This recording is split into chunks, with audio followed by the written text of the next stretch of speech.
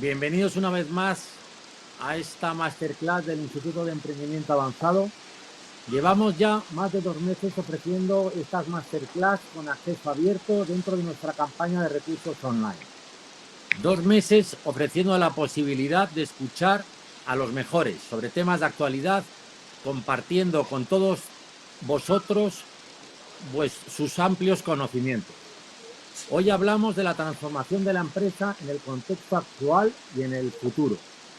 Las empresas han ido adaptándose y acometiendo transformaciones como la digitalización de manera muy desigual, muchas de ellas posponiendo recurrentemente el momento de hacerlo. Pero la pandemia, la crisis sanitaria y la situación de excepcionalidad han puesto sobre la mesa la exigencia y la necesidad urgente de esta transformación.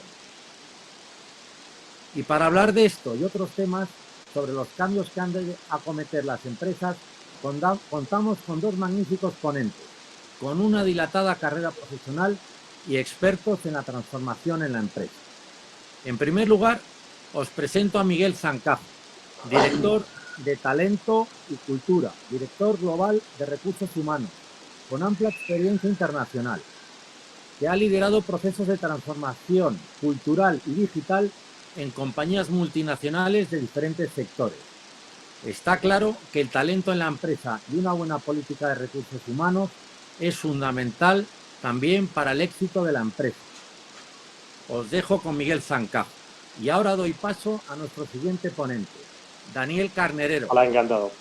Director de Transformación Digital, economista, con gran experiencia internacional, que también ha trabajado para diferentes multinacionales en sus procesos de transformación digital, e-commerce y marketing digital, también con amplísima experiencia en distintos sectores y de forma internacional. Muy bien, pues bienvenidos. Muchas gracias. Miguel y Daniel. Muchas gracias. Encantados de estar aquí. Encantado, sí. Estamos encantados nosotros de teneros en el Instituto de Emprendimiento Avanzado y quizá para un tema tan directivo como es este de la transformación digital o como decís los dos, primero ha de ser transformación en las personas, después en las organizaciones y luego ya en lo que es los sistemas, las máquinas, entre comillas. Quisiera haceros unas preguntas para ir despejando un poco este tema de tantísima actualidad, pero muy desconocido todavía, como decía en la introducción, en el que en algunas empresas quizá todavía son renuentes a actualizarse. Quisiera preguntaros, en primer lugar, a los dos, contestáis el que quiera, ¿qué impacto está teniendo el COVID-19 en el proceso de digitalización de las empresas? Bueno, buenas tardes y encantado de estar con vosotros hoy. Bueno, creo que de esto se está hablando mucho, probablemente no vaya a descubrir nada. En mi opinión, lo que ha traído el COVID-19 es evidentemente un peso extraordinario sobre el canal online. Hay nuevos hábitos de vida en casa, ya sea a través de servicios de streaming, compra e-commerce, comunicaciones sociales. Entonces, bueno, pues eso al final lo que está obligando a las empresas es a reinventarse, a poner más peso en el canal e-commerce y, por tanto, a hacer inversiones dirigidas a ese canal de venta. Al mismo tiempo y en paralelo se están haciendo otra serie de inversiones que no necesariamente van en línea con el e-commerce, pero sí que van en línea con transformar el modelo de negocio a nivel tecnológico y de I+D. Ahí yo creo que hay que diferenciar un par de elementos. Aquellas empresas que tienen una posición económica solvente, que evidentemente están acelerando todos estos procesos para estar en una ventaja competitiva en los próximos meses, y aquellos que por su situación particular pues no tienen tesorería o están en una situación complicada donde están buscando una supervivencia hasta poder ver la luz e introducirse en ese mismo proceso de transformación. Luego creo que en el mundo retail lo que está sucediendo es que nos hemos dado todos cuenta que las tiendas cada vez van a tener menos peso y hay que buscar un modelo más híbrido entre el canal online y el canal retail. Y luego ya a nivel más genérico, evidentemente trabajar en remoto me parece que es un cambio muy grande y sobre todo en el mercado español, porque no estaba muy acostumbrado a eso. Creo que hay algo fundamental que luego lo haremos probablemente más en profundidad, que es el dato como tal y la explotación del dato disponible en las empresas se vuelve imprescindible, ya sea por un tema de segmentación de clientes, de entender el comportamiento de los mismos, de sus preferencias y al final el no perder competitividad con aquellos que sí que lo están haciendo. Y luego, por una parte, reiterar que hay un aspecto positivo de todo esto, que a lo mejor ahora no se está viendo, pero es la oportunidad que le da a muchos negocios de transformarse en estos momentos y salir de aquí con un modelo más competitivo y con una oportunidad que a lo mejor en un entorno normal no tendrían. Pues yo no puedo estar más, bueno, encantado de estar también aquí y compartir este rato con vosotros y toda nuestra experiencia y conocimiento. Y yo, mi punto de vista es muy, muy parecido al de Daniel. Es decir, por complementar un poco lo que ha dicho, yo creo que este impacto del COVID lo que va a provocar o lo que está generando es que es acelerar muchas tendencias que ya había, ¿no? Y concretamente con respecto al tema de la transformación digital y también lo que llamamos como transformación cultural, ¿no? Que es la transformación en las compañías para acompañar ese proceso de transformación digital desde el ángulo de las personas y la organización. Yo creo que sin lugar a duda el impacto del COVID lo que está haciendo es acelerar el proceso, de manera que aquellas compañías que tengan una situación financiera saneada, lo que están haciendo es realmente probar en qué momento de madurez o no se encuentran los procesos de transformación digital que ya habían comenzado, ¿no? Y desde luego las compañías que tengan los recursos para poder invertirlos en la digitalización, lo que van a hacer o lo que están haciendo, es lo que estamos percibiendo en este momento, es precisamente acelerarlo, ya no por una cuestión simplemente de que considerasen que obviamente la transformación digital es una prioridad de negocio, sino que están comprobando que realmente es urgente y necesario. Y cuanto antes consigan avanzar en ese proceso de digitalización y de todo lo que tiene que ver también con la cultura, con las nuevas formas de trabajar, de liderar, etcétera, estarán mejor preparados y conseguirán esa ventaja competitiva de la que hablaba Daniel. Por otra parte, en lo que concierne a la transformación cultural, claro, es muy curioso lo que estamos viviendo ahora porque hay compañías, ¿no? Probablemente más de modelos tradicionales que pues tan solo meses atrás todavía les costaba incluso plantearse el poner un día o dos de trabajo en remoto a la semana, ¿no? Mientras que ahora con el impacto del COVID lo que ha sucedido es que de golpe, en masa, todos los equipos, en función obviamente del rol y el perfil que tengan, pero concretamente, por ejemplo, de área soporte, se han visto obligados por la situación a trabajar en remoto, ¿no? Con lo cual, al final está siendo un test, una prueba, ¿no? Un examen para las compañías en cómo están, en qué estado de madurez están en sus procesos de transformación digital y también del ángulo cultural. A mí me gustaría, en primer lugar, no sé si se me oye con un poquito de eco. Si no es así, continúo, por favor. A todos los asistentes a esta webinar, por favor, cuando queráis, podéis ir formulando esas preguntas. Mientras yo quería formular una propia. Cuando hice ese nivel y si tú también la opinión de Daniel en cuanto al cambio cultural, ¿cómo es de transformador el tema digital en cuanto a la vida de las personas, que ahora sí se está notando, pero más allá de el teletrabajo que ya han dicho, incluso en las noticias, de hecho, el otro día una socióloga, doña Alicia Ardilla, comentaba bueno, que al final no hay que buscar en las personas el control, sino la confianza. Entonces, el hecho de que trabajen desde casa y se levanten 5 minutos a por un café o simplemente a tomarse a la ventana no tiene nada que ver con la eficiencia del trabajo. Es decir, esta pregunta, esta observación se refiere al cambio cultural que entiendo que va aparejado o alineado con el tema de la transformación digital. Vale.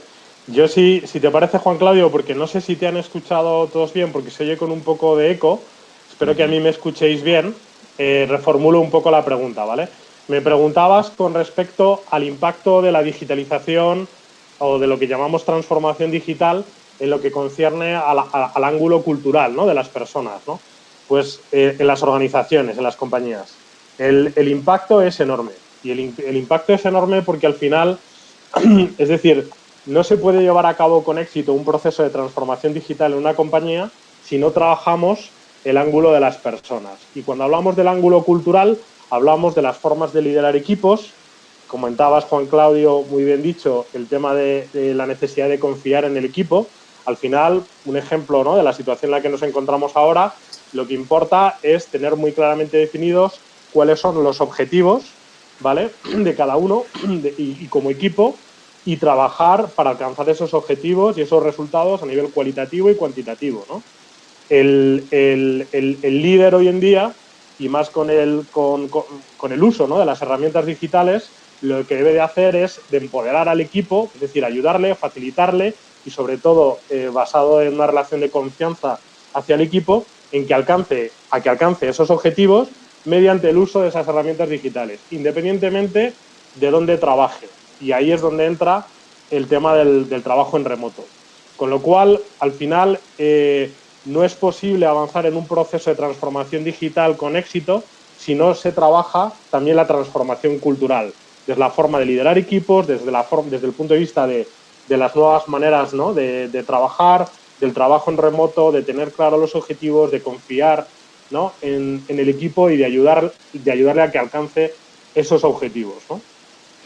Yo, aparte de lo que ha dicho Miguel, que estoy totalmente de acuerdo, creo que hay un elemento que además está bastante comprobado en los países anglosajones y escandinavos, que es el hecho de que la productividad no solo no disminuye cuando se trabaja en remoto, sino que en muchos casos es bastante más alta que cuando se trabaja en un entorno de oficina. Yo creo que ahí hay una barrera cultural, sobre todo en los países un poco más mediterráneos, sobre cuál es ese aspecto a la hora de tener un entorno en el que trabajar, pero si tú tienes una tecnología que soporte el trabajo en remoto desde casa, si tú tienes unos equipos que son flexibles y culturalmente aceptan que esa es la nueva realidad, la productividad no solo no se tiene por qué resentir, sino que debería mejorar. Exacto. Yo creo que además produce un bienestar y un equilibrio entre la vida personal y profesional mucho, mucho mejor que el que se pasa 10 o 12 horas en una oficina y va corriendo de un lado a otro. Entonces, creo que una vez que se pase esa barrera cultural, habrá una mejora sustancial en la calidad del trabajador y en su día a día. Estoy de acuerdo.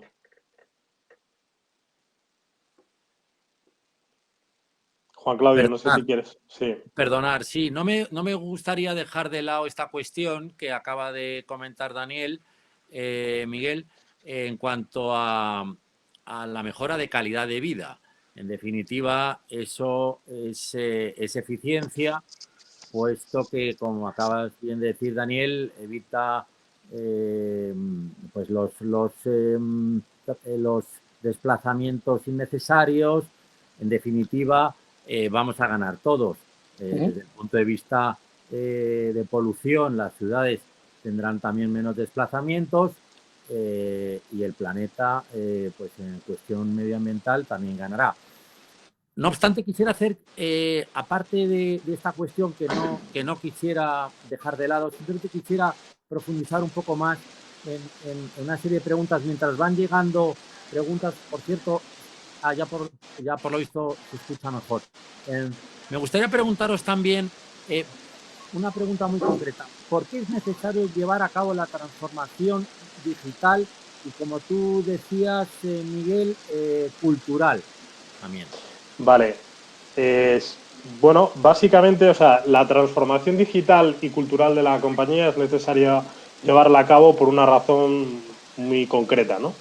En todos los sectores, independientemente de si es B2C, B2B, se ha producido un impacto disruptivo por la llegada, pues, por ejemplo, ¿no?, de plataformas digitales, como cuando hablamos, por ejemplo, del sector hotelero y turismo, que conozco bien, de compañías como Airbnb, que son básicamente plataformas digitales en las cuales cualquier persona que tiene una propiedad puede alquilar su propiedad a través de esa plataforma, ¿no?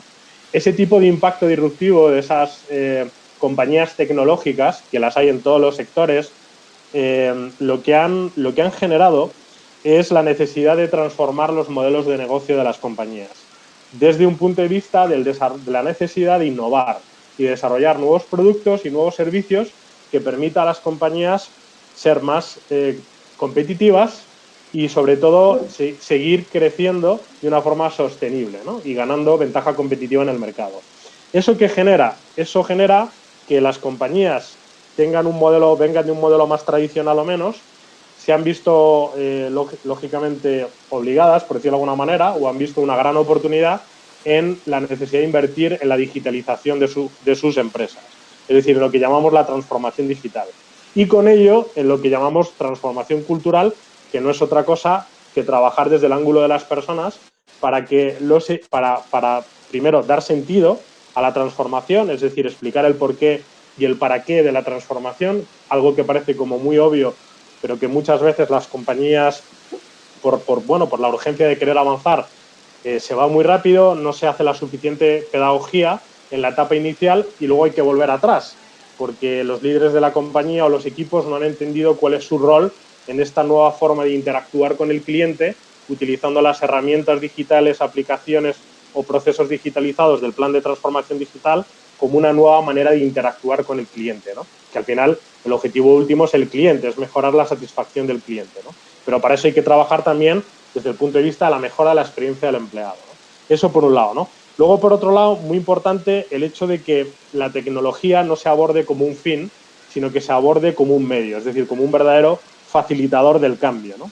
Y al mismo tiempo es necesario diseñar, para llevarlo a cabo, diseñar un plan. O sea, al final liderar la transformación requiere un plan transversal, ¿no?, donde se trabaja desde el ángulo digital, que ahora va a hablar de ello con más profundidad Daniel, desde el ángulo organizacional, cultural, formas de liderar equipos, formas de trabajar, etcétera. Y medir con KPIs, que eso es muy importante, se me olvidaba. Yo, Juan Claudio, lo veo más de una manera pragmática.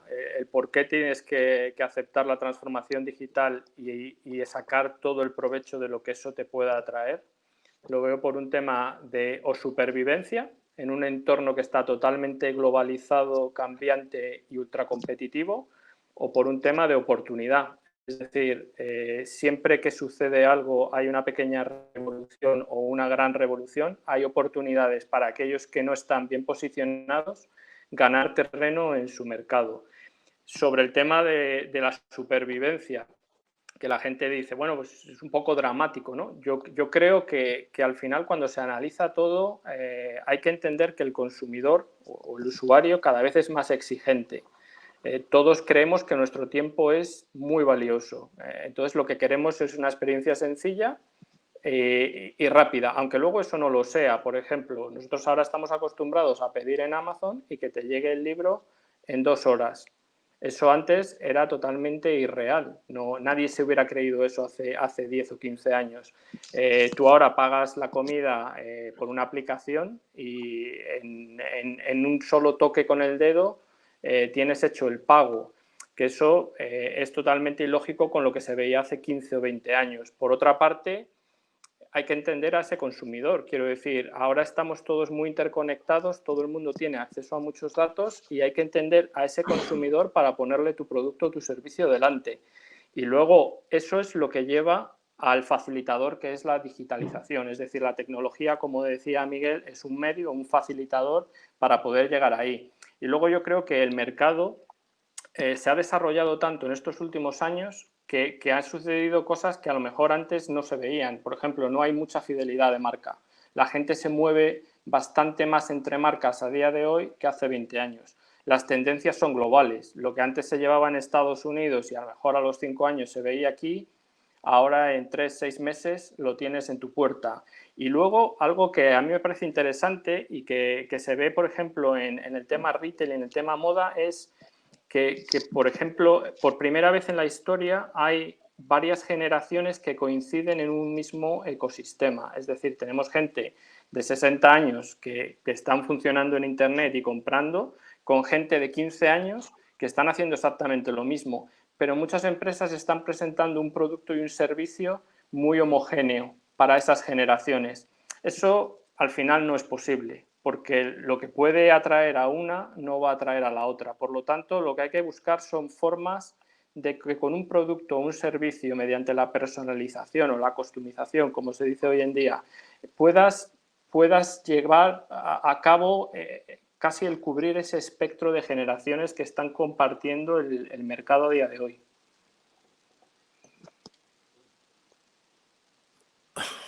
Muchas gracias, Daniel.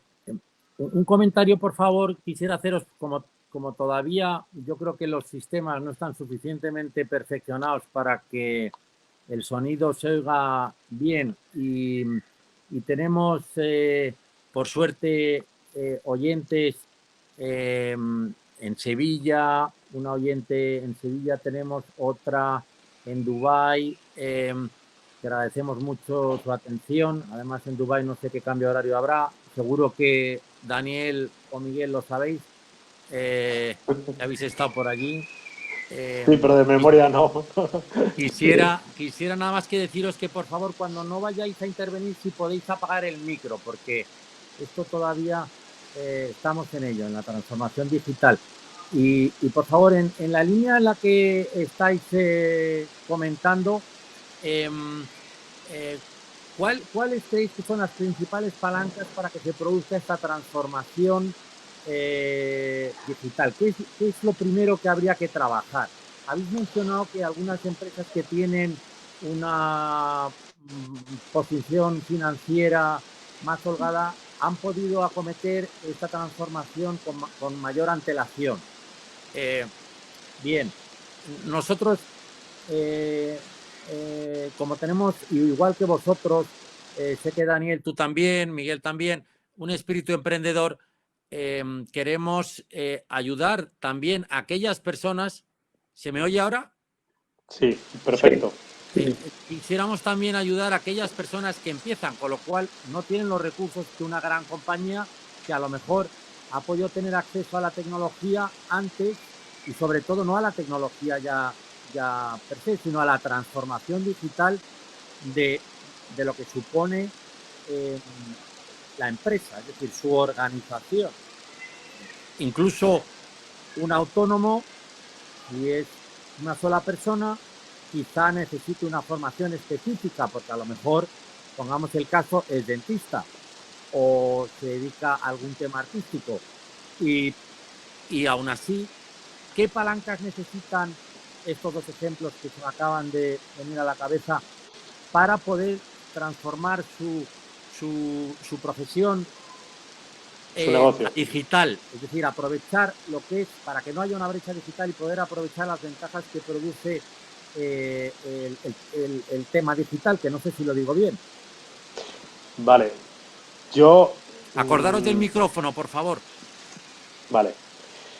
Bueno, yo creo que independientemente de la actividad de negocio, independientemente del sector, incluso del tamaño del negocio, lo que es fundamental a la hora de abordar con éxito un proceso de transformación es tener un plan, ¿no? O sea, algo tan sencillo como eso, ¿no? Es decir, obviamente necesitas un mínimo de recursos en función de de tu actividad de negocio y del sector y de los recursos de los que dispongas, pero necesitas sobre todo definir un plan, ¿no?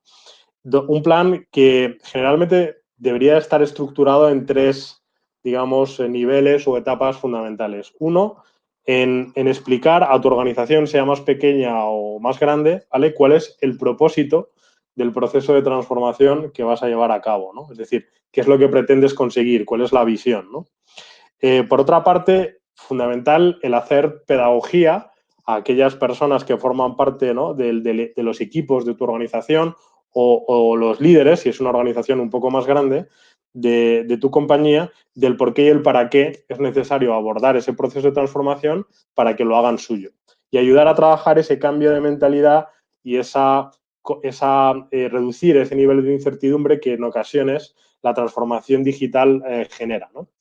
En segundo lugar, es fundamental trabajar lo que llamamos el qué, ¿no? O sea, el qué es básicamente qué vamos a hacer. O sea, algo tan simple como eso, ¿no? Entonces es, oye, ¿cuáles son, en base un poco a las necesidades de mi negocio, sea del sector que sea, qué necesito desarrollar en términos de nuevos productos, de nuevos servicios, ¿vale? Y cómo la tecnología me va a ayudar a interactuar más y mejor con el cliente, a mejorar la satisfacción del cliente o a lanzar determinados nuevos productos o servicios que me interesa lanzar para competir más y mejor en el mercado, en el sector en el que estoy, ¿no?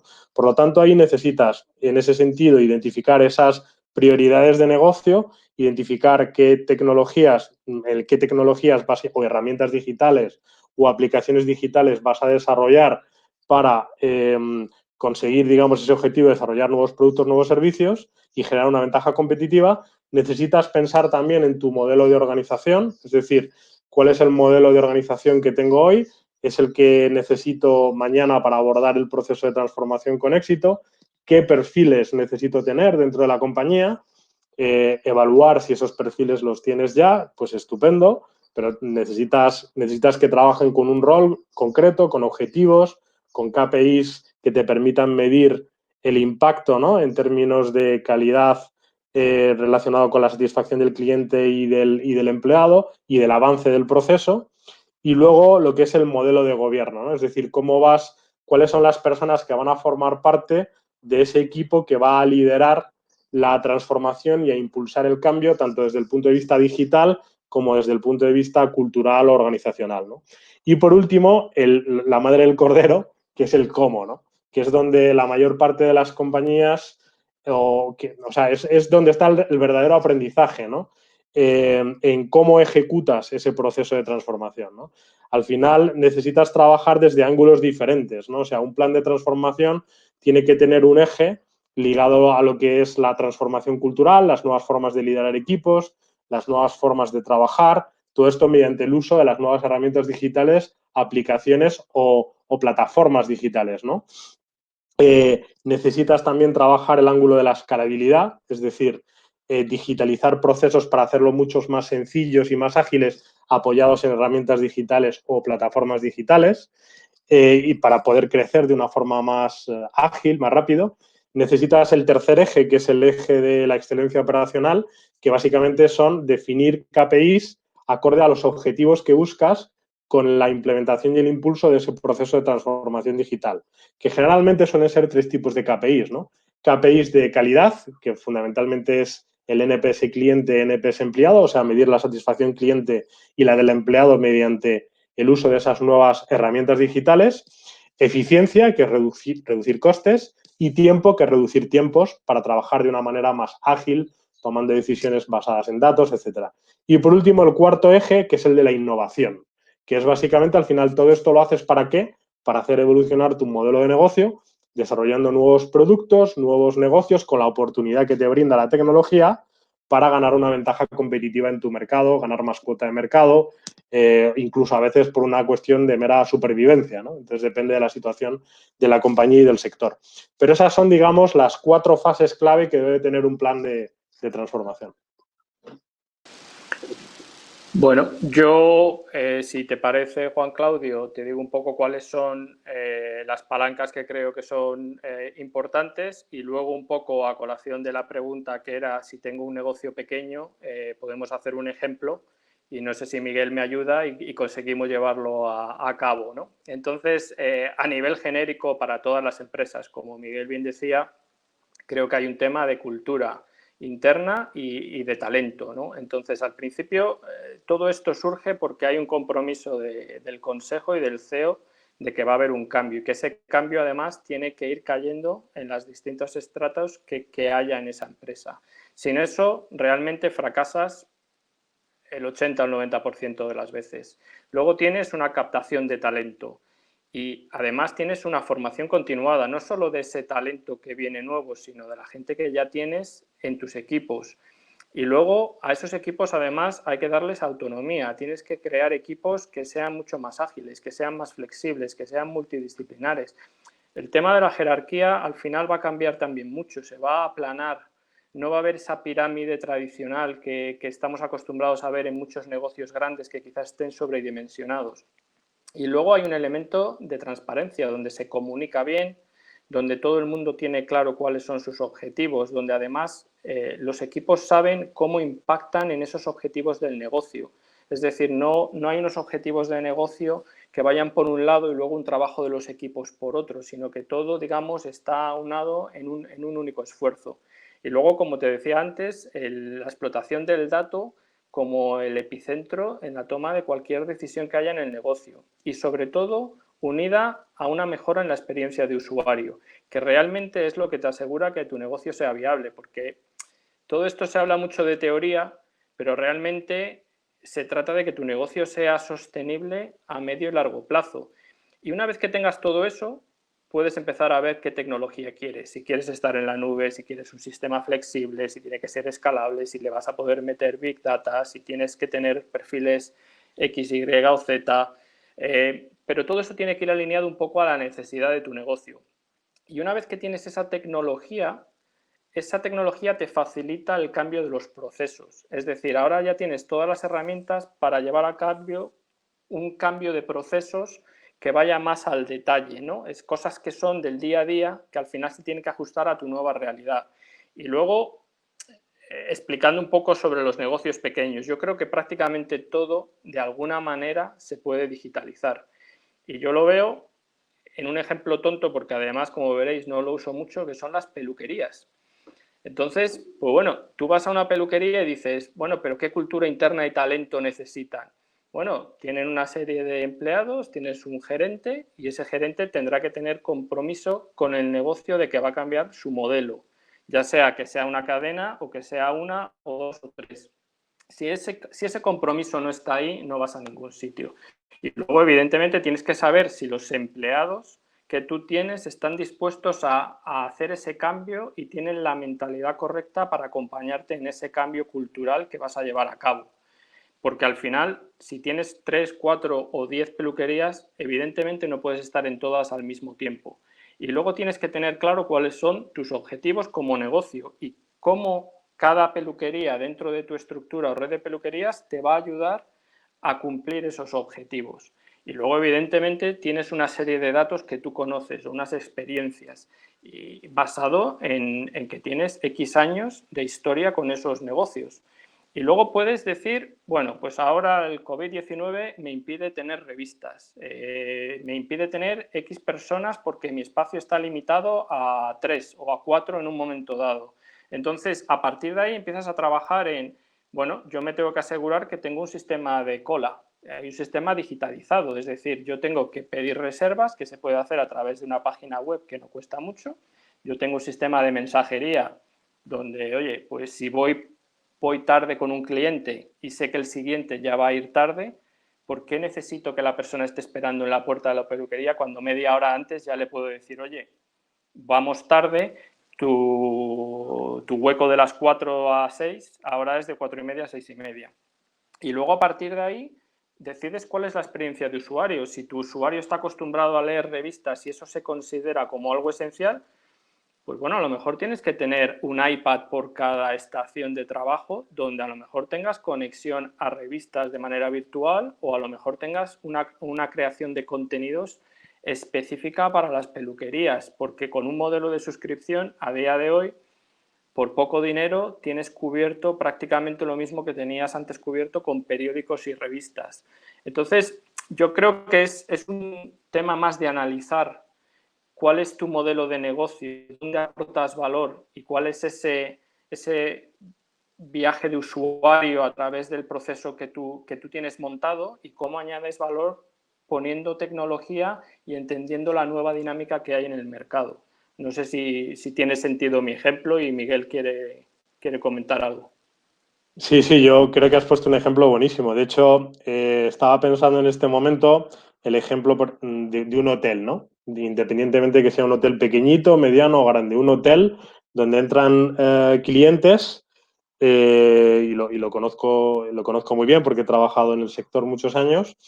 Entran clientes y, bueno, pues la posibilidad, por ejemplo, ¿no? Cuando yo trabajo en el sector hotelero, lo que hicimos en el plan de transformación digital fue desarrollar determinadas aplicaciones a través de las cuales los equipos, por ejemplo, de recepción podían gestionar los procesos que antes gestionaban detrás de digamos, de una recepción, ¿no? Con el ordenador y que estaban más preocupados de mirar el ordenador que de atender al cliente y de satisfacer al cliente sus necesidades y mejorar su experiencia, ¿no? El de la estancia en el hotel, lo hacían todo a través de un móvil, de una aplicación en el que les permitía hacer el online check-in, o sea, el proceso de check-in en el hotel de forma digital a través de un email con una pre-reserva, el fast checkout, o sea, lo que es la salida rápida del hotel sin necesidad de tampoco de esperar ningún tipo de cola, algo tan simple como eso, o las reservas en la restauración, ¿no? Es decir, que al final la tecnología lo que te permite es, o sea, lo primero, como decía antes Daniel, es pensar en cómo funciona mi negocio, ¿vale? Sea el que sea, y cómo puedo, o sea, qué necesito yo hacer en términos de aportar nuevos servicios, nuevos productos o de digitalizar determinados procesos que antes se hacía de una manera mucho más farragosa o más larga, ¿vale? O más tediosa, con el uso de herramientas digitales tan simples como puede ser el desarrollo de una mera aplicación digital, ¿no? Que eso es algo que no requiere una gran inversión y que lo que puede permitir a negocios pequeños, por ejemplo, ¿no? De contacto directo con el cliente, es reinventar por completo la forma en la que acoge al cliente, en la que se dan experiencias al cliente y en la que se satisface al cliente, ¿no? Al final, en este ejemplo concreto que comentaba, ¿no? Del sector hotelero, lo que hicimos, yo recuerdo perfectamente un hotel Ibis en Cambridge, en Reino Unido, que lo que hicimos fue directamente quitar la recepción del hotel, porque con una serie de aplicaciones que desarrollamos y concretamente una que permitía desde el móvil a los equipos de recepción, por ejemplo, hacer los principales procesos, ¿no? El check-in, el fast checkout, las reservas en F&B, ¿no? En la restauración y lo que es determinadas gestiones de las camareras de pisos para que tuvieran a tiempo, ¿no? Limpias las habitaciones, pues lo que permitía a los equipos es trabajar en permanente movilidad en el hotel. Entonces, ¿qué sucedió al principio? Pues que al principio el equipo estaba un poco perdido, ¿no? O sea, los recepcionistas estaban perdidos porque no estaban acostumbrados a trabajar así.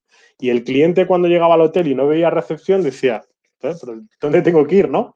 Pero, sin embargo, con el tiempo y con entrenamiento o formación y con un programa de transformación cultural que definimos y con el que entrenamos a los equipos, lo que sucedió fue que empezó a mejorar la satisfacción del cliente porque el equipo disponía de más tiempo para poder dedicar al servicio al cliente y a mejorar la experiencia del cliente independientemente de lo que cada cliente prefiera y quiera, ¿no? Y al mismo tiempo mejoró también la satisfacción del empleado, que no quiso volver atrás otra vez a trabajar detrás de una recepción, ¿no? ¿Por qué? Porque tenía mucha más movilidad, podían atender más y mejor al cliente si el cliente lo prefería y lo que hicieron fue repensar cómo iban a acoger al cliente cuando llegase al lobby del hotel, ¿no? Entonces fue una experiencia muy interesante, como con una inversión, en este caso fue pequeña, consiguieron transformar por completo el flujo de trabajo del cliente y del empleado para con el cliente para mejorar la satisfacción del cliente, por poner un ejemplo concreto. Me ha parecido ambos ejemplos muy enriquecedores. Quizá en estos momentos viajar es una cosa que tendremos que reiniciar. Lo de la peluquería me ha parecido muy cercano, muy real, y quisiera hacer un comentario de un asistente que comenta lo siguiente: lo digital es solo un aspecto del proceso de transformación. Estamos en pleno cambio de paradigma. Lo primero que debemos cambiar es nuestro modelo mental. Bien, eso un poco, perdonar que me extienda, es un poco lo que comentabais del tema cultural. Gracias por esta pregunta. Muchas gracias. La idea es, se tiene que crear una necesidad, como bien habéis dicho, es decir, a los negocios tradicionales, por un lado, a los cuales tú les aplicas mediante la digitalización y mediante este proceso de transformación en digital unas mejoras. Es lo que yo entiendo por lo que has dicho, por ejemplo, tú, Daniel, en el caso de la peluquería. Sí, correcto. Yo creo, a ver, no todo se puede o se tiene por qué digitalizar, pero sí que es cierto que hay cosas cotidianas que se pueden digitalizar, cosas que se hacen en el día a día que a lo mejor ahora mismo pensamos que es la forma de hacerlas, pero que si realmente le dedicas un poquito de tiempo y con un conocimiento de tu negocio, pues puedes tener una experiencia de usuario muchísimo mejor. Pero la experiencia de usuario, mucha gente dice, bueno, pero mejoro mi experiencia de usuario, ¿para qué? O sea, tú estás mejorando tu experiencia de usuario porque evidentemente quieres un negocio sostenible y que pueda crecer de una manera orgánica. Entonces, al final, en el ejemplo de la peluquería, que va a dar más juego de lo que parece, tú al final, si tienes un servicio que te diferencia de la competencia y tus clientes reciben un buen servicio y están contentos, al final lo que vas a hacer es tener una serie de clientes fidelizados que aparte van a ir atrayéndote a otros clientes. Pero es más, puedes ir al siguiente paso de la digitalización, que es el uso del marketing digital, y decir, oye, esta es nuestra nueva página web, este es el servicio que nosotros damos, operamos así y además tenemos todos estos clientes que nos dejan comentarios que están satisfechos de lo que nosotros hacemos como negocio. Entonces, estás haciendo un cambio, pero un cambio orientado a que tu negocio mejore. O sea, esto al final no es un ente extraño de me digitalizo, ¿para qué? Me digitalizo porque al final yo quiero que mi negocio siga avanzando y siga prosperando, que es lo que al final todos queremos hacer.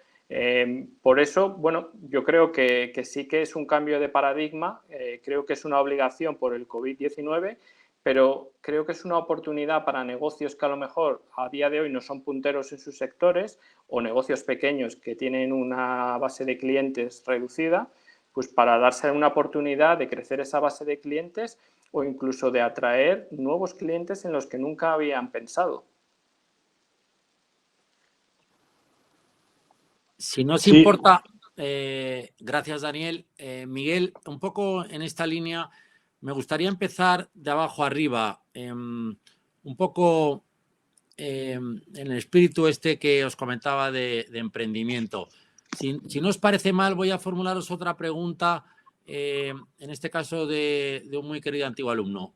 ¿Sería una situación ideal que las empresas hiciesen una transformación digital de negocio en sus compañías, tanto a nivel interno como externo? Vale, no entiendo muy bien el enfoque del nivel interno o externo. O sea, yo entiendo que se refiere al ángulo del empleado, supongo, y al ángulo del cliente, ¿no? O lo entiendo así. Voy a contestar en ese sentido. Es decir, lo que, en base a mi experiencia liderando procesos de transformación digital y cultural y lo que yo he vivido, es generalmente las compañías cuando empiezan a abordar un proceso de transformación digital, obviamente se centran en el cliente, ¿no? El cliente, ¿no? Y cómo puedo, o sea, qué tipo, digamos, de aplicaciones de tecnología necesito desarrollar, qué nuevos procesos más ágiles necesito definir y desarrollar para mejorar la satisfacción del cliente. Obviamente, el ángulo del cliente es clave. Lo que sucede es que no vas a tener éxito en la transformación digital si no haces que tus equipos, o sea, que el empleado entienda qué proceso, o sea, para qué estamos llevando a cabo esa transformación digital y cómo trabajando de una forma diferente, utilizando esas nuevas herramientas digitales y esos nuevos procesos y esos nuevos datos, por ejemplo, ¿no?, que te proporciona la digitalización o las herramientas digitales, te permite trabajar mejor con el cliente, es decir, interactuar mejor con el cliente, mejorar su satisfacción, etcétera, ¿no? Entonces, tan importante es trabajar desde el ángulo de la experiencia del cliente como trabajar desde el ángulo de la experiencia de los empleados y cómo ayudar a transformar la organización en lo que se llama la transformación cultural, es decir, las nuevas maneras de trabajar, las nuevas formas de liderar equipos, ¿vale? Y, en definitiva, las nuevas formas de interactuar con el cliente mediante el uso de esa tecnología. No sé si se me oye. Sí. Me gustaría saber un aspecto puntual que habéis comentado. En cuanto al tema de liderar, yo entendía hasta ahora que liderazgo pues era, por así decirlo, por una persona que coordinaba los equipos, no siempre la que da la cara, no siempre la que está, como comentabais antes, en el caso tuyo, Daniel, el que está en lo alto del triángulo, de la jerarquía de esa empresa. Eso por un lado. Entonces, en el aspecto de organización, liderar el tema digital, ¿qué supone exactamente? Y luego, de cara, cubre, además, luego el tema del digital, entiendo que cubre una necesidad que hoy en día ha aflorado a la vista, que antes estaba, por así decirlo, oculta con el tema de la pandemia. Por este mismo proceso que estamos realizando actualmente nosotros con nuestra audiencia. Y por otro lado, aparte de esta situación que, como comentaba en mis palabras introductorias, es excepcional, ¿cómo creéis que va a transformar a mejor la vida de las personas, con ella su trabajo, el de todos, y, por lo tanto, la creación de nuevos negocios en el sentido de la transformación digital? ¿Va a ser un coste añadido o va a ser un menor coste para constituir una sociedad? ¿Va a suponer, como dice otra de las personas que ha preguntado, Pedro, dice, ¿no creéis que la digitalización supone también una mayor exigencia para las organizaciones, ya que los clientes tienen mucha más información? Es decir, si estamos hablando de mejorar, entendemos que haya más exigencias, pero si estamos hablando de perder calidad de vida o de que con la digitalización perdamos, por ejemplo, es un suponer, derechos fundamentales o intimidad o cualquier otro tipo de derechos o libertades como las que teníamos antes, como el anonimato, quizá, a ver cómo, perdonar que os formule la pregunta un poco desestructurada, a ver cómo me la podéis... A ver, si quieres empiezo yo por la de liderazgo, Daniel, y te dejo las demás. Sí, perfecto. Te doy tiempo a pensarlas. Entonces, con respecto a la del tema del liderazgo, o sea, ¿qué es lo que está sucediendo precisamente por el impacto de la digitalización, ¿no? O de la transformación digital? Pues lo que está sucediendo en las organizaciones es que, primero, esa jerarquía que antes tenía sentido, ahora empieza a dejar de tenerlo, o lo tiene mucho menos. Y las organizaciones tienden a ser, en lugar de una pirámide, como comentabas antes, que es como todavía muchas organizaciones hoy son, tienden cada vez más a ser más planas, ¿vale? Más horizontales, a haber menos jerarquía, ¿vale? ¿Por qué? Precisamente por el impacto de la digitalización, que lo que ayuda es a trabajar de una manera más transversal, con equipos multidisciplinares que trabajan hacia objetivos comunes desde diferentes áreas o negocios, pero todos trabajando hacia unos objetivos comunes, ¿no? Para eso se utilizan en compañías, por ejemplo, lo que se llaman metodologías ágiles, ¿no? De trabajo, que no deja de ser una metodología aplicada a trabajar de una manera más rápida, más ágil, con equipos de diferentes áreas hacia los mismos objetivos, ¿no? Entonces, todo esto lo que está generando es una influencia, un impacto al final en las formas de liderar equipos. De manera que hoy en día el liderazgo que antes era mucho más jerárquico, hoy en día cada vez ese liderazgo tan jerárquico es más cuestionado. Porque además al final, como antes comentaba muy bien Daniel, hoy en día no se debe medir solo al líder por el alcance de los objetivos y de los resultados cuantitativos, sino también por los cualitativos.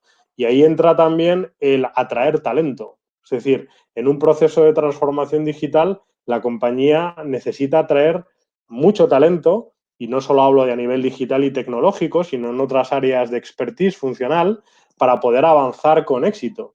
Y al final, ¿qué es lo que sucede? Que si tú quieres atraer ese talento, hoy en día el talento, y concretamente el talento joven, le importa mucho el tipo de perfil de personas o de líderes con los que trabaja. Y lo que buscan son personas que les ayuden a formarse, que les ayuden a crecer profesional y personalmente, que les ayuden a desarrollarse, que en definitiva sean personas que, digamos, desempeñen un rol de crecimiento personal y profesional en el periodo de duración de esa persona en esa compañía, ¿no? Hoy en día, además, el talento joven no busca solo ascender jerárquicamente, ¿no? Sino que busca mucho más también trabajar por proyectos que les permitan adquirir aprendizajes diferentes, nuevos, ¿no? Que les aporte, ¿no?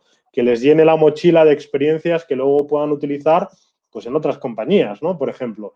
Entonces, todo eso influye enormemente, está influyendo mucho en esa necesidad de que el liderazgo hoy evolucione a un liderazgo mucho más de empoderamiento del equipo, de transmitir y dar confianza al equipo y de apoyar al equipo al que alcance los objetivos y no tanto del ordeno y mando. Bueno, yo me gustaría añadir, la jerarquización sí que cambia. Eso no significa que desaparezcan esos papeles de gestores. Creo que lo que cambia es el modelo de gestión.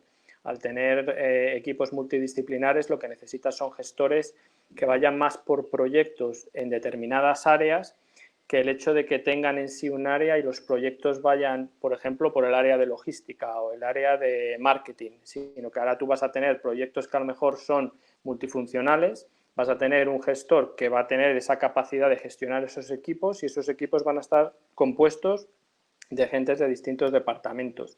Yo creo que además otra cosa que sucede en este cambio es que va a desaparecer una parte complicada de la jerarquía, que es la política, ¿no?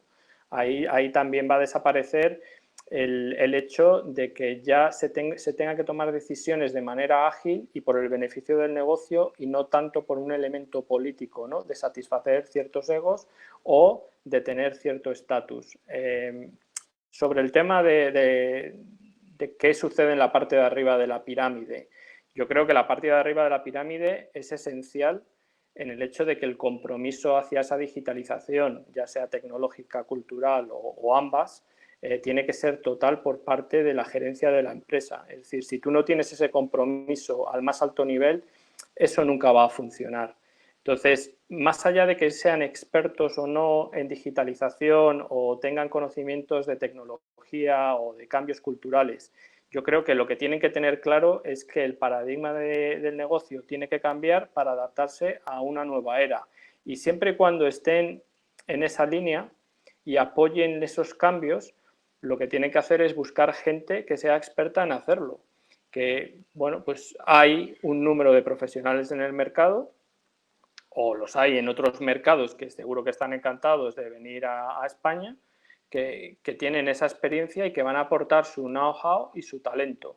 ¿Tiene un coste la digitalización? Que preguntaba antes alguien. Bueno, sí y no. Hay costes por encima de los que hay ahora y hay otros negocios en los que están por debajo. Si tú ahora tienes una red de 40 tiendas en el mercado nacional y de repente te montas una página web y la sacas en 8 idiomas y dedicas el gasto de marketing de tienda a marketing digital, probablemente cueste menos una página en 8 idiomas a nivel europeo que tener 40 tiendas en España. Entonces, esa parte de la tecnología te ha salido más barata. Habrá una implementación de sistemas que a corto plazo te salga más cara, por supuesto, porque toda tecnología tiene un coste. Pero, en general, si la estrategia tecnológica se ejecuta bien, a medio y largo plazo se recupera por 5, por 10, por 15 o por 20. Y luego yo creo que mucha gente ve un coste donde otros vemos una capacidad de sobrevivir. Es decir, no es tanto si me digitalizo o no. La cuestión es si me digitalizo lo suficientemente rápido o no. Porque como no te digitalices rápido, a lo mejor en la siguiente ola o en el siguiente pico ya no estás aquí. Pero sí que es cierto que hay costes de tener tecnología.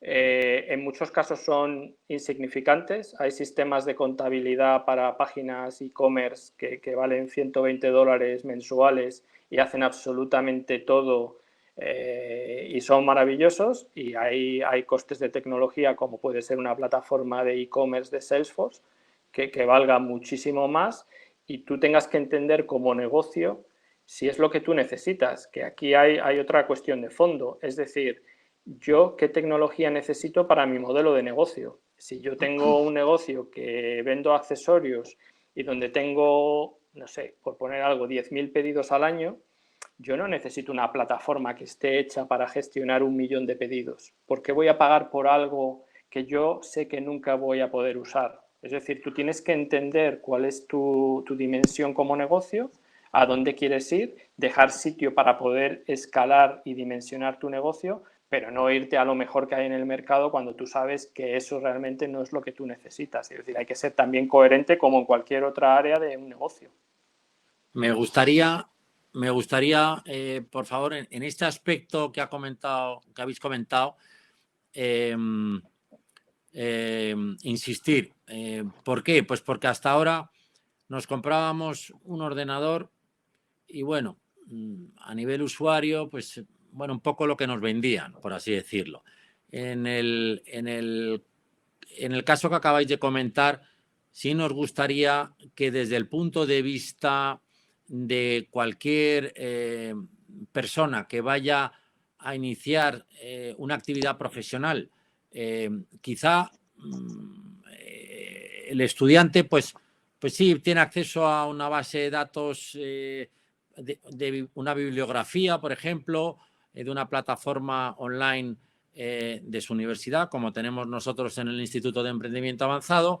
Bien, luego quizá pueda también acceder a clases vía streaming, como también hacemos desde el Instituto de Emprendimiento Avanzado, o a charlas TED o masterclass como esta, ¿no? Bien, pero muchas veces hasta ahora no sabíamos bien y muchas personas no saben bien y ven, cuando oyen hablar de tecnología, lo que acabáis de comentar. Es decir, efectivamente, quiero una tecnología así, como decíais, ¿a qué velocidad la tengo que tener para no quedarme atrás? Sí, pero ojo, no quiero tener, como se dice vulgarmente, matar moscas a cañonazos. Es decir, quiero tener una cosa que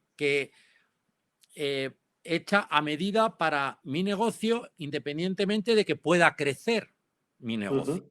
Que tenga capacidad de que si crece no me suponga la primera estructura tecnológica una barrera que tenga que volver a hacer una reinversión posterior. Es decir, algo que pueda ir, por así decirlo, creciendo por módulos. Entonces es muy importante para el emprendedor, para la pyme, para el autónomo, para la persona que tiene una idea y quiere desarrollar un negocio y que tiene que mirar el presupuesto, saber exactamente qué gasto o qué inversión, según los casos, en qué gastos o en qué inversiones tiene que incurrir para que su negocio despegue sin que esa factura, entre comillas, sea demasiado abultada. ¿Me podéis responder los dos a esta pregunta, por favor? Sí, no, perdona. A ver, esto es un poco genérico porque no todos los negocios van a funcionar de la misma manera, el que vende un producto que el que vende un servicio.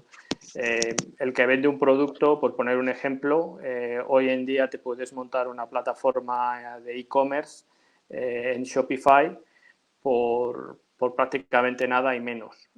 Quiero decir, tiene toda la funcionalidad, tiene una pasarela de pagos, te puedes crear 20 plantillas con el diseño, siempre y cuando no tengas un catálogo excesivo y vayas a hacer cosas básicas, es más que suficiente. Si tienes algo más complejo donde quieres dar una customización o quieres tener un ERP o un CRM, bueno, pues hay gente que se va a Magento, que luego hay opciones muy baratitas y hay opciones menos baratas porque tiene un mantenimiento y un desarrollo dependiendo de lo complicado que lo quieras hacer. Y si quieres ir al siguiente nivel, pues tienes una plataforma de Salesforce que es muy cara, pero es muy estable y, digamos, va como un cohete. Entonces, volviendo a lo anterior, tienes que saber un poco en qué dimensión te sitúas antes de ir al mercado a buscar. Yo luego lo que creo es que además nosotros, por un tema más cultural, tendemos a hacer poca investigación del mercado y nos fiamos mucho de las referencias que nos da la gente que tenemos en nuestro círculo. Entonces yo lo que recomendaría, y hoy en día es muy fácil, es el hacer un poco de investigación y no tener miedo a herramientas que a lo mejor no sean nacionales, pero que tengan un servicio de mantenimiento nacional. Y luego hay otros elementos que a mí me parecen esenciales en cualquier temática de negocio pequeño, que es darse a conocer. Darte a conocer hoy en día a través de herramientas de marketing digital y ciertas estrategias me parece bastante más sencillo y económico de lo que era hace 30 años, donde tú tenías un radio de acción muy limitado y tenías que ir puerta a puerta si te salías un poco de tu zona de acción. Por lo tanto, yo creo que a nivel tecnológico hay herramientas para todo tipo de negocio y bastante sencillitas de usar hasta las muy complicadas. Las que necesita una empresa como Repsol, que tendrá miles de empleados analizando datos, como el señor que tiene una cadena de peluquerías y quiere saber cómo de optimizado tiene los espacios para los clientes, o las bandas horarias. El marketing digital es tan barato o caro como uno quiera, siempre y cuando esté relacionado con el retorno de la inversión. Es decir, esto, lo bonito que tiene el marketing digital es que tú puedes decir, oye, yo me quiero gastar como mucho el 15% de mi venta. Si yo vendo por 100, lo más que le puedo dedicar es 15 a marketing y crecer a partir de ahí. Es decir, no voy a poner un coste fijo, me voy a gastar 5.000 euros y voy a ver lo que me trae, ¿no? Es decir, oye, yo voy a empezar y con esta regla del 15% voy a seguir funcionando. Si me gasto 5.000 y me sigue funcionando la regla del 15%, lo que tengo es que seguir metiendo, porque por cada 5 que meto estoy ganando 75 o 50. Pero al final yo lo que creo es que hay mucho miedo y no debería. En esa línea tenemos dos preguntas, una de Manuel y otra de Pedro. La de Manuel la tenéis en pantalla. ¿Creéis que la digitalización es un peligro para el empleo? Y luego la pregunta de Pedro es también una pregunta un poco en esa línea, es decir, lo ven como una amenaza, entre comillas, y por eso quería yo a continuación haceros otra pregunta.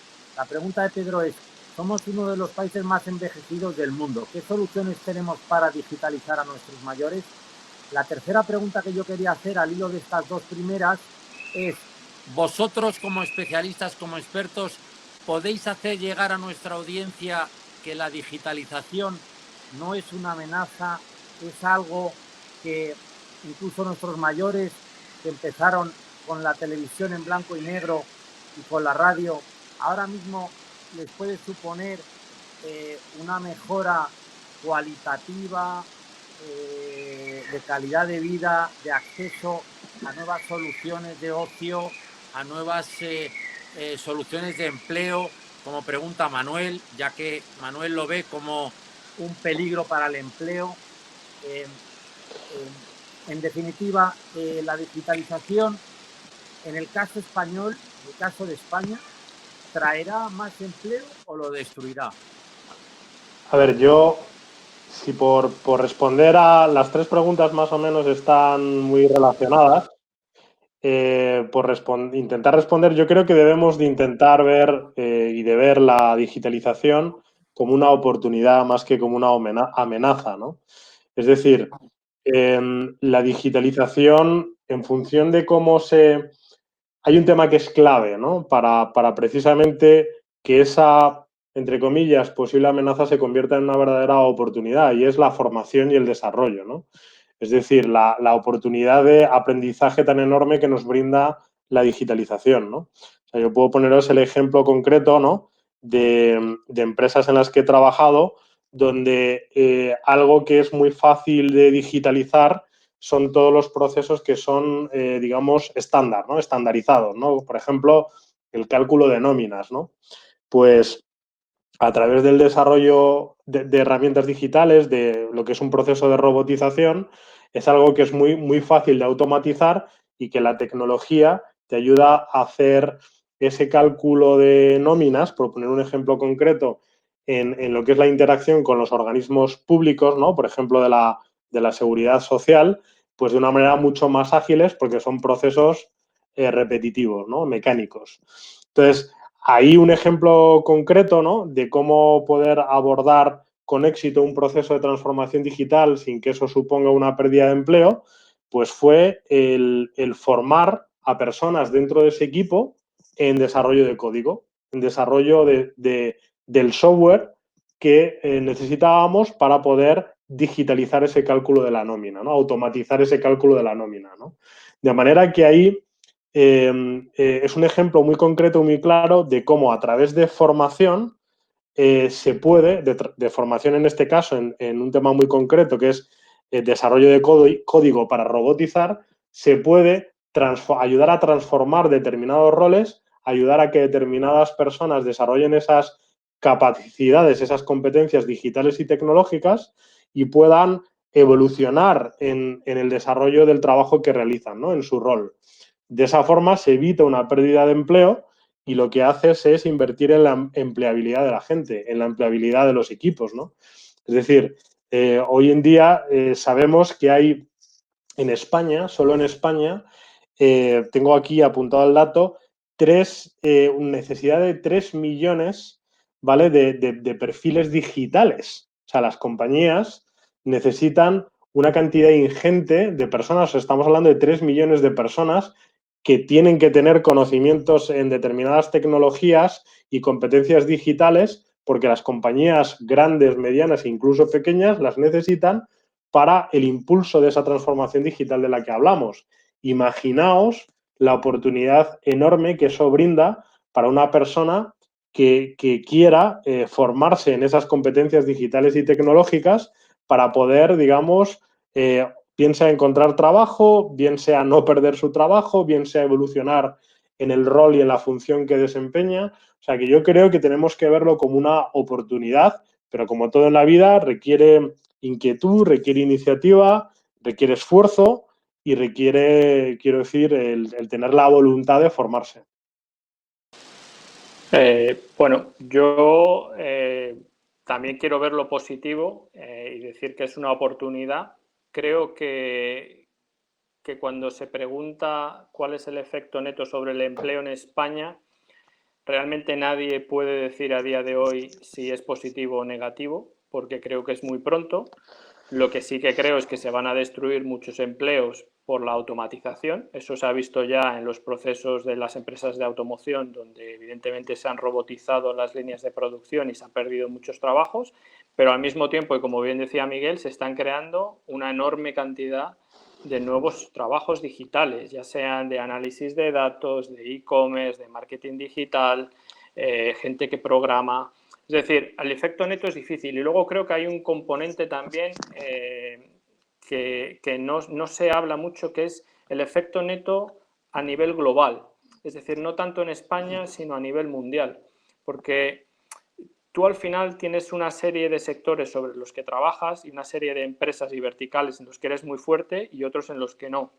Entonces, lo que hay que ver es dentro de donde nosotros realmente somos fuertes, va a ser un incremento neto o va a decrecer. Y luego, yo creo que como países que a lo mejor no están especialmente desarrollados o modernizados, como puede ser la India o Ucrania, han conseguido desarrollar unos modelos de negocio con las nuevas tecnologías, ya sea programando, diseñando páginas web y demás, donde han conseguido que tanto el sueldo medio suba como que la tasa de empleo decaiga. Y tampoco veo por qué eso no se puede replicar en España. Es decir, nosotros tenemos gente muy bien formada, que sale todos los años de la universidad, que se hacen cursos de posgrado, tenemos gente que cada vez habla mejor los idiomas, tenemos unas estructuras, instituciones que apoyan el desarrollo de las personas bastante potentes comparado con otros países, y luego tenemos unos sueldos medios relativamente bajos comparado con, pues como puede ser Estados Unidos, el Reino Unido, los países escandinavos. Entonces, algo se puede producir o se puede diseñar en un país como Estados Unidos, pero se puede programar y se puede mantener en España. Entonces, al final, nosotros, en ese caso, en ese ejemplo que acabo de poner, a nivel neto estaríamos mejor y además el sueldo medio se habría incrementado. Es cierto que esa oportunidad, si no se coge y no se hace nada al respecto, seremos un país empobrecido y con una tasa de desempleo más alta. Luego había una segunda pregunta sobre la digitalización en nuestros mayores, bueno, no me gustaría que no contestáramos. Creo que hay multitud de cosas donde la digitalización llega a las personas mayores. Si están bien hechas o no es otra conversación, pero que las posibilidades están ahí es evidente, desde todas las gestiones bancarias, desde el hecho de que ahora mismo alguien te puede hacer la compra a modo digital y que te la entreguen en la puerta de casa, desde el hecho de que tengas acceso a llamadas con la familia a través de FaceTime, a través de Skype, a través de Zoom, a través del WhatsApp.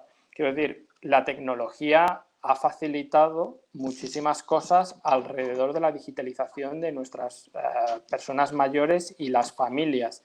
Y eso a lo mejor se ha olvidado porque ya lo hemos interiorizado, pero ha sido una mejora sustancial. Es decir, si tú tienes a personas mayores en una residencia, pues bueno, ahora mismo sí que puedes estar en contacto diario y verle la cara a través de cualquiera de las aplicaciones que hay. Tú ahora sí que tienes la posibilidad de que alguien te traiga la compra a casa por prácticamente coste cero, porque realmente va factorizado en el valor de la compra.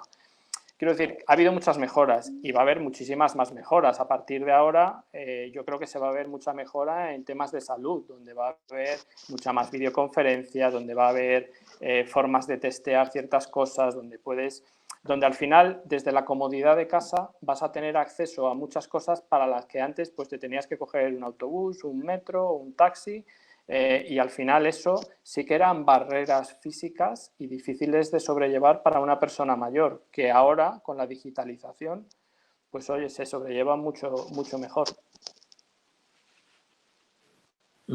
Me parece una respuesta muy concreta la vuestra, porque realmente lo que estáis dando es una solución a una inquietud, a una necesidad creciente y bueno, como os decía, que vayamos rompiendo ese tabú de que lo digital, lo tecnológico es una barrera y que veamos cuanto antes personas que estaban muy alejadas tanto en la mentalidad como quizá porque no nacieron, como decía yo antes, en tono un poco de broma con la televisión en blanco y negro, pues les veamos manejar un ordenador o les veamos manejar pues estas herramientas como decíais vosotros ahora mismo, ¿no? De hecho, en estos días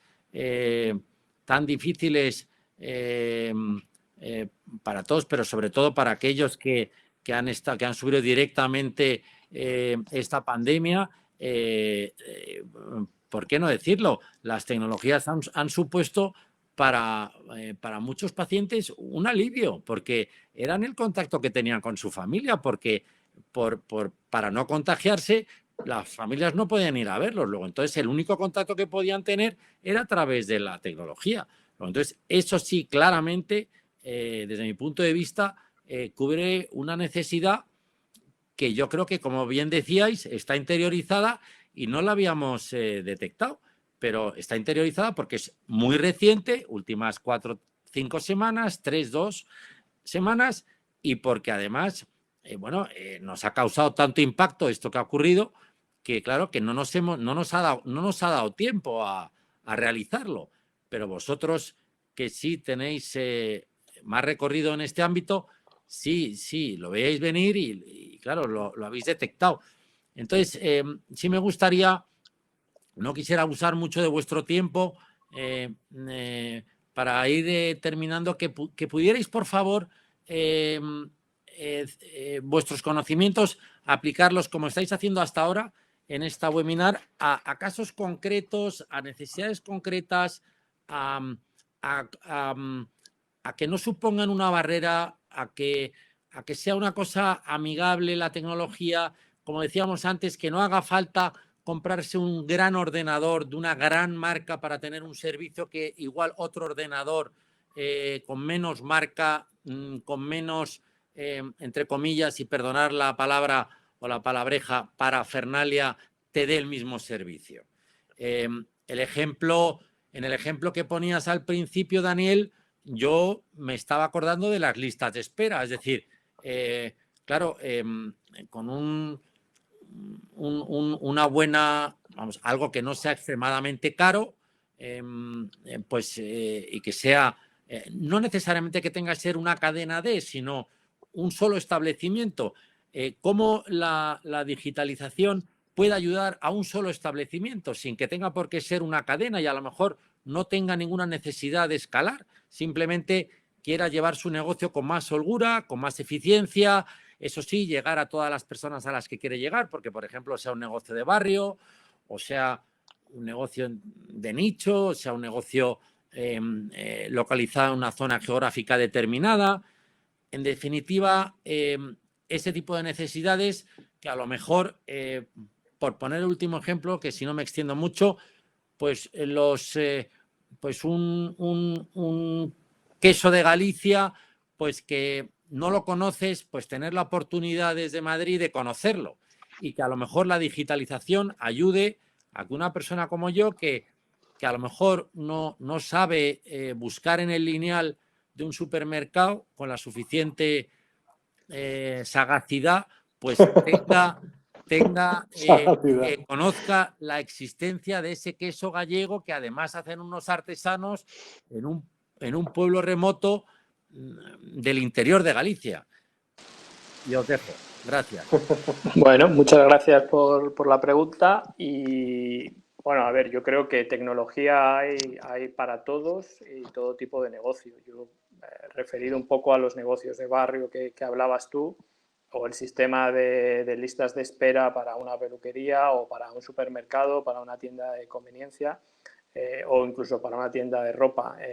Yo creo que el COVID-19 lo que ha demostrado es que negocios pequeños como panaderías de repente tenían aplicaciones que habían construido en 3 o 4 días de una forma muy barata y la gente estaba haciendo la compra de panaderías, en fruterías, en sus negocios locales. Bueno, yo recuerdo a alguien, a un par de organizaciones católicas que decidieron hacerse una aplicación y aquello que no podían vender en el día a día lo estaban entregando a los usuarios, a los clientes habituales. Entonces, yo considero que la tecnología es barata. Considero que la tecnología a día de hoy te da la oportunidad de al menos tener una repercusión, si no global, al menos nacional. En tu ejemplo del queso gallego, bueno, tú a día de hoy puedes tener una página no transaccional, simplemente informativa, yo qué sé, por 1.000 euros, por 1.500 euros. Y a partir de ahí tienes una representación, digamos, formal y un un embajador de tu marca que cualquiera puede acceder. Luego, ¿cómo llegas a ella? Evidentemente eso ya tiene otro coste, pero sí que es cierto que si tú tienes esa ansia por buscar y por conocer, podrías llegar a esa persona que tiene acceso al queso gallego, que ahora mismo hace 20 años era impensable. Si tú te echas para atrás, es decir, a esa persona que tuviera una granja o que tuviera una tienda pequeña y se especializara en esos quesos gallegos, no tenía acceso a un mercado global. Ahora mismo sí que lo podría tener. Podrías tener acceso a una página web que no sea transaccional, que solo sea informativa. Incluso podría tener una transaccional si realmente creyera que hay un negocio detrás de ello. Y eso se extiende prácticamente a todos los negocios. Yo creo que hay muy pocas cosas que no se puedan digitalizar. Yo creo que con el paso del tiempo se han digitalizado muchas cosas y no nos hemos dado prácticamente cuenta porque lo hemos adaptado a nuestra nueva realidad. Es decir, sitios que no conocías que servían comida y ahora de repente por el COVID sabes que sirven comida porque aparecen en todas las aplicaciones de comida, de entrega de comida.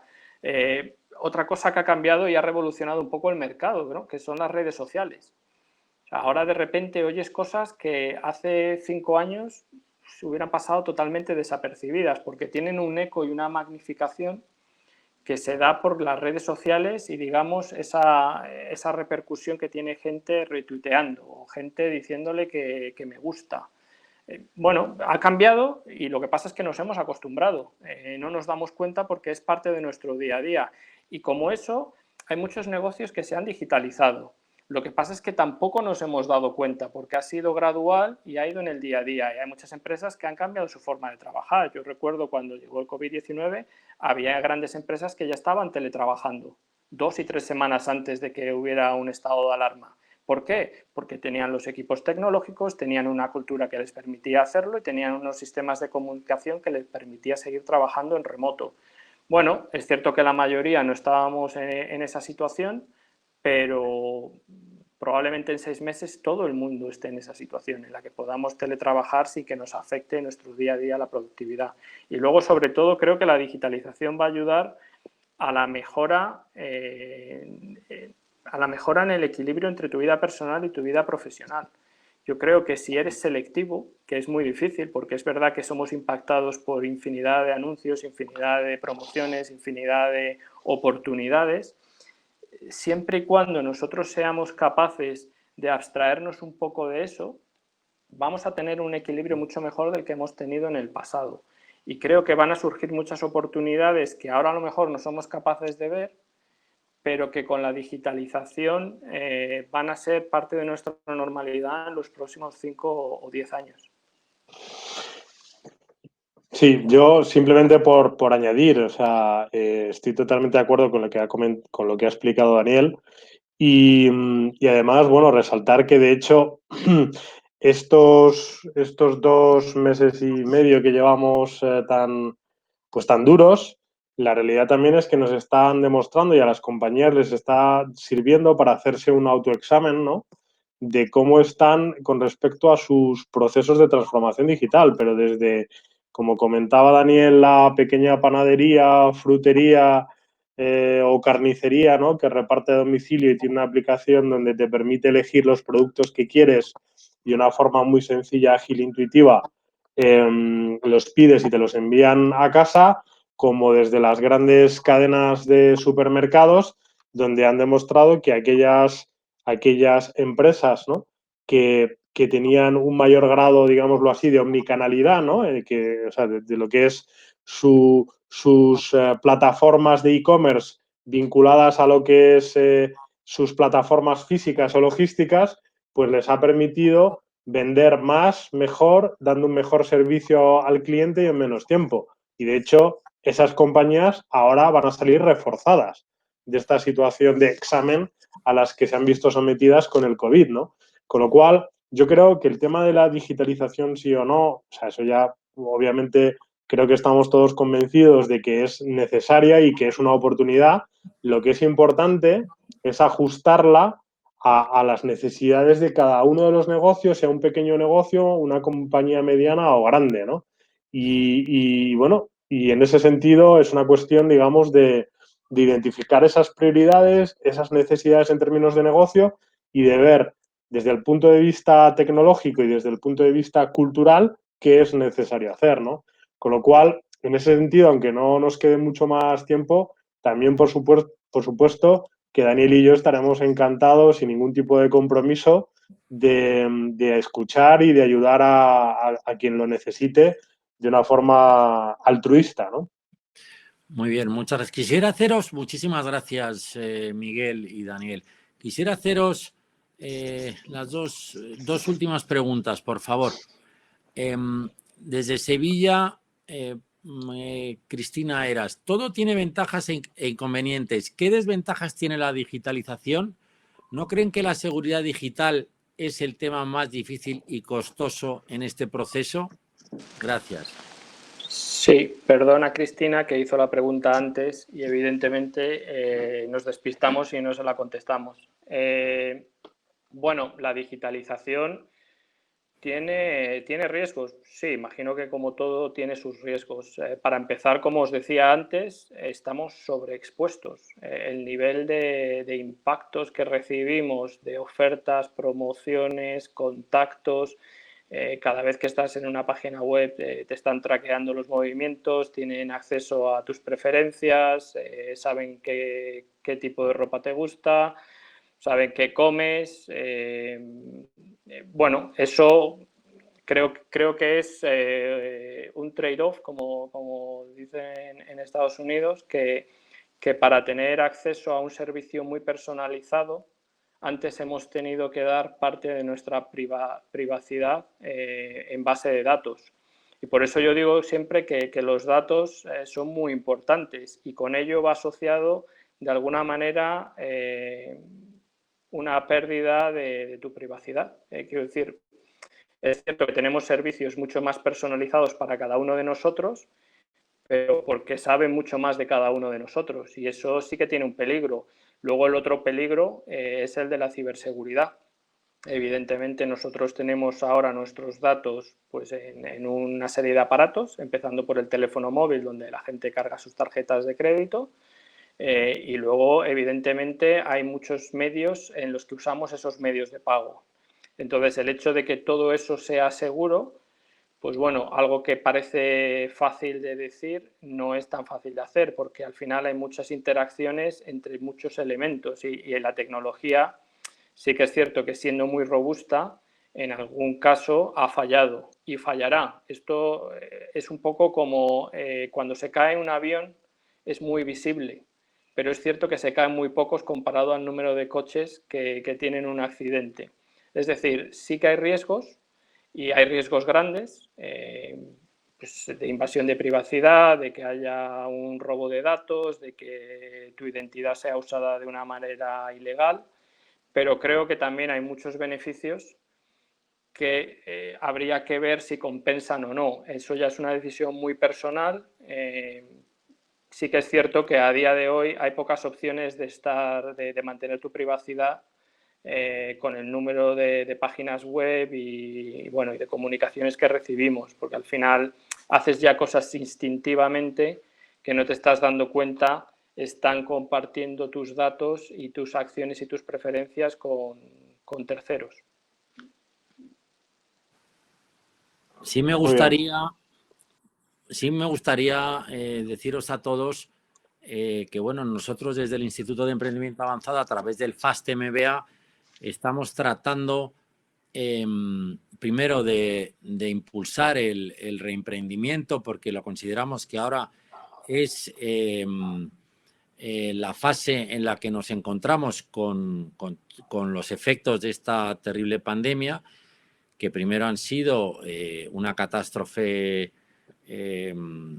sanitaria, humana, mejor dicho, para muchas familias, y tenemos como consecuencia de esta primera el tema económico, el empleo.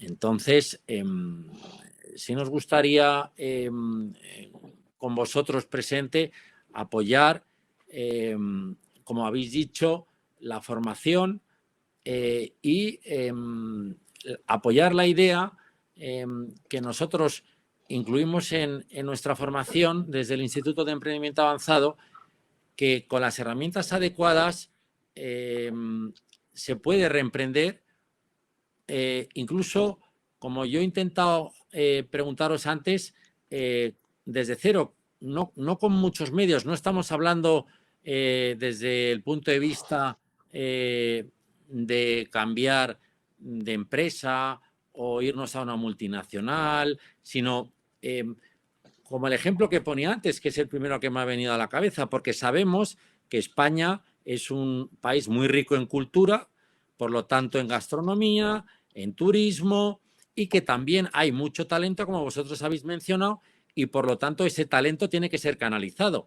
Quizá la tecnología, es decir, la transformación digital, sea una herramienta para canalizar ese talento. Nosotros por eso estamos haciendo estas charlas TED o clases magistrales abiertas de cara a difundir que en esta situación, en este estado de excepcionalidad, nos parecía importante difundir este mensaje, ¿no? Y si no os importa, voy a pasar a las dos últimas preguntas y ya terminamos para no abusar de vuestro valioso tiempo. Sin problema. ¿Cómo hacemos para no perder el sentimiento de humanización? ¿Cómo conseguimos ese equilibrio entre digitalización y sensibilidad humana? De Carmen Álvarez Morán. Gracias. Vale.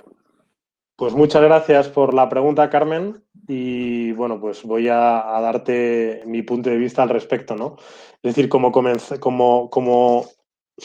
explicaba al principio, lo que es clave a la hora de abordar un proceso de transformación digital es centrarlo en las personas. Es decir, aquí al final, quien va a hacer que esto sea un éxito, en el sentido de poder acometer ese plan de transformación digital de forma adecuada, ¿no? Para poder desarrollar esos nuevos productos, servicios, mejorar la vida de la gente, ya sea empleados o clientes, y satisfacerla o mejorar esas experiencias, es si somos capaces de centrarlo en las personas. Y para ello, efectivamente, el tener en cuenta, ¿no? Los aspectos humanos, ¿no? De los cambios que va a generar y que genera un proceso de digitalización en una compañía, sea pequeña, mediana o grande, es clave. Para eso es para lo que se trabaja, como hablaba al principio, ese plan de transformación cultural. O sea, al final, el objetivo último es eso, ¿no? Es dar sentido, es reducir el nivel de incertidumbre, que siempre la digitalización al final genera miedos. La gente puede reconocerlos o no dentro de las organizaciones, pero siempre hay miedo. Y la manera de reducirlo, sobre todo, son dos, ¿no? Una es haciendo mucha pedagogía en torno a qué beneficios va a aportar no solo al cliente, sino también al empleado, pero luego también es co-construyendo con los equipos. O sea, esos planes de acción que hablábamos al principio, que para abordar con éxito un plan de transformación digital y cultural requiere diseñar un plan de acción y luego implementarlo, esas acciones deben de ser trabajadas con los equipos para que las hagan suyas y eso permita hacer esa pedagogía que es necesario realizar, reducir miedos e incertidumbres y luego, sobre todo, tener tracción. Es decir, el que esos planes no salgan de equipos de recursos humanos o de equipos tecnológicos que somos muy listos y entonces sabemos lo que ya es necesario hacer para el conjunto de la organización, sino que salgan también de la participación, los puntos de vista y la escucha activa de la gente, ¿no? Si trabajamos de esa manera, centrando la transformación digital en las personas y no en la tecnología como un fin, sino simplemente como un medio, como un facilitador del cambio, entonces conseguiremos tener en cuenta esa sensibilidad humana de la que Carmen hacía referencia en su pregunta. Me gustaría hacer la siguiente pregunta y la última creo que es para Daniel.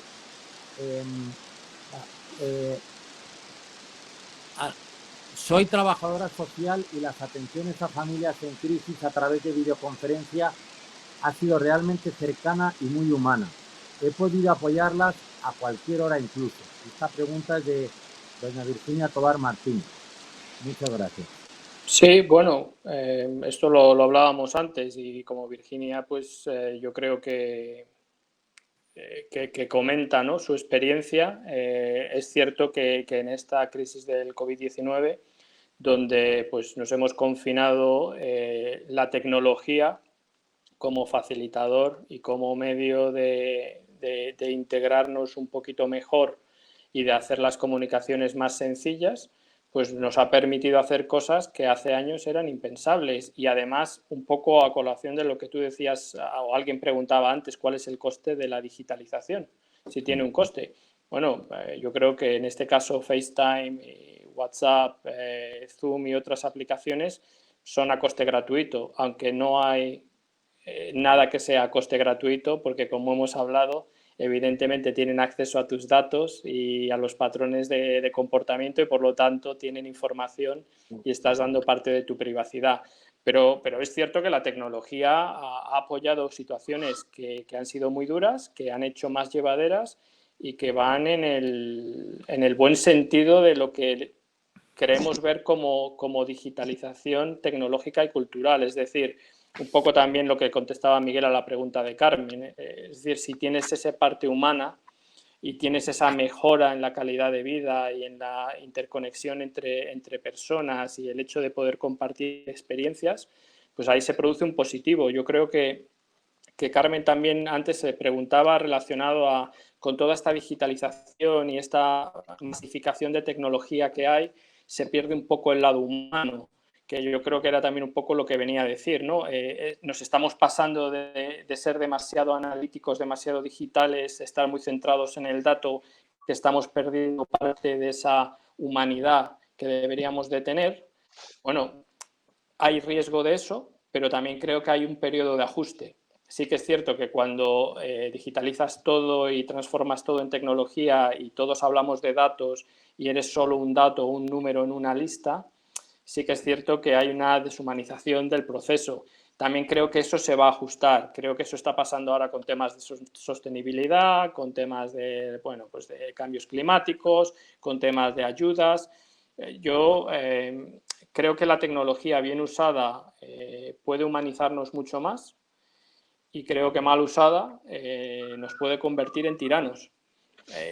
Pero esa decisión es nuestra, no es de la tecnología. Quiero decir, si nosotros realmente usamos la tecnología para las cosas que creemos están ayudando a cambiar el mundo para mejor, pues tendremos un mundo mejor y más humano. Y si nosotros como personas decidimos que solo nos interesa la parte monetaria, la parte transaccional y perdemos parte de esa humanización que ha habido durante siglos, pues entonces iremos a peor. Pero iremos a mejor seguro. Bueno, eso esperamos, ¿no? Pues sí, eso esperamos, que quizá esta cuestión última que habéis planteado del uso correcto de la tecnología dé para otra masterclass más adelante. Yo creo que sin duda. Encantado. Sí, sin puesto duda. Que cualquier herramienta, cualquier avance de la humanidad tiene el doble aspecto, que eso te lo da las humanidades. O lo usas bien, o mejor dicho, para el bien común, o lo usas para el mal y perjudicas a muchísima gente y solamente se beneficia a uno. Tenemos que tratar de que en este caso, y vosotros que además de la parte técnica sois especialistas en la parte cultural, en la próxima charla que nos deis, charla TED o masterclass, nos deis también vuestra visión de cómo poder, qué criterios utilizar para quedarnos con la mejor parte de la tecnología y sobre todo de cara a que ésta sea utilizada en beneficio de todos y no solamente de unos pocos. Y ya aprovecho para dar las gracias, Daniel Carnerero, Miguel Zancajo, Daniel Carnerero, muchísimas gracias por vuestras aportaciones, vuestras opiniones, vuestros conocimientos y vuestra presencia. Habrá que inventar una palabra española. Ahora lo llaman seminarios web, según la Real Academia Española, para esto, videoconferencia. En este caso yo creo que es lo más adecuado. Muchísimas gracias por vuestra vuestras aportaciones y si todo va como queremos, os convocamos aquí en un futuro muy próximo para discutir esta nueva cuestión. Fantástico, muchísimas gracias. Y fenomenal. muy enriquecedor. Muchísimas gracias. Muchas gracias. A vosotros. Gracias a vosotros. Gracias. Adiós. Gracias a Gracias. vosotros por atender. Gracias. También a todos los que os habéis unido Muchas gracias. a la charla TED.